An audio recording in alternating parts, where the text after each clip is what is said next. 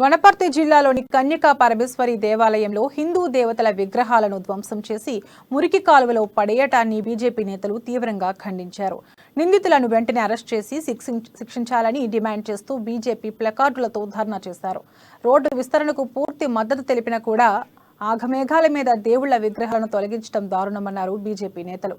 తెలంగాణ రాష్ట్ర వినాశనానికి ఈ ఘటన దారి తీస్తుందని కృష్ణ ఫైర్ అయ్యారు. వందల సమాధులను తొలగించినవు నువ్వు. అదే ఇతర మతాలకు సంబంధించిన సమాధుల దగ్గరికి జోలికి పోతలేవు. మరి ఏదైతే భారతీయ జనతా పార్టీ డిమాండ్ చేస్తా ఉన్నదో, ఏదైతే హిందూ దేవతలకు సంబంధించిన విగ్రహాలను పగలగొట్టి మోరీలో వేసినటువంటి దుండగులను కేసు పెట్టి అరెస్టు చేయాలని చెప్పి మేము డిమాండ్ చేస్తూ ఉన్నాము. ఈ వనపర్తి ప్రజలు నిన్ను ఎమ్మెల్యేగా గెలిపించుడు, నువ్వు అటువంటి చర్య తీసుకోవడం కోసానికి నువ్వు ముందుకు రావాలి.